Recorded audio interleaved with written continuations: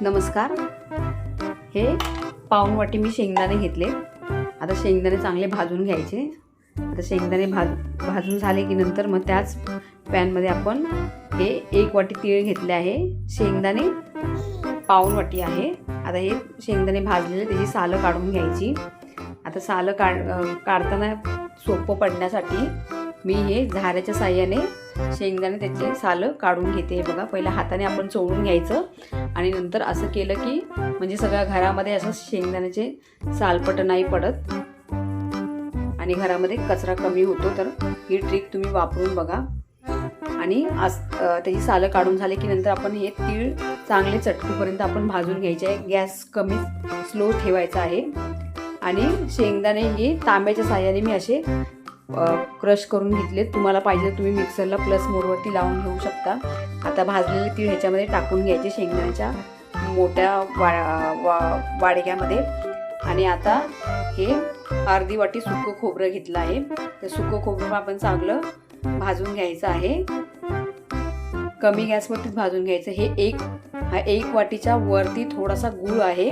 तर हा गूळ आपण पॅनमध्ये टाकून घ्यायचा। त्याच्यावरती 1 चमचा मी तूप टाकलं आहे आणि थोडंसं पाणी टाकून आपण गुळाचा पाक करून घ्यायचा आहे। बघा, गुळाचा पाक करून होऊपर्यंत आपण हे खोबरं त्याच्यात टाकलं होतं ते आपलं हाताच्या साहाय्याने असं चुरडून घ्यायचं।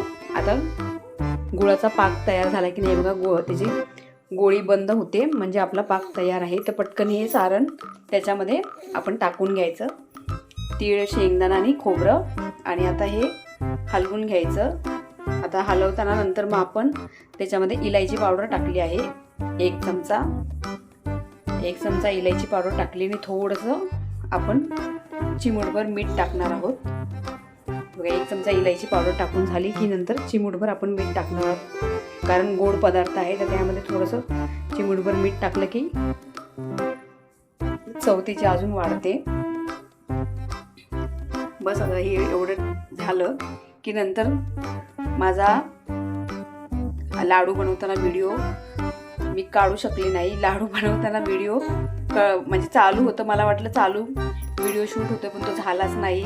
त्याच्याबद्दल मला क्षमा असावी।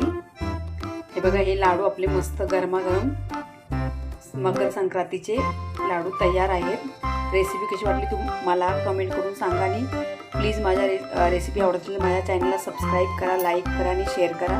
मकर संक्रांतीच्या तुम्हाला हार्दिक शुभेच्छा। धन्यवाद।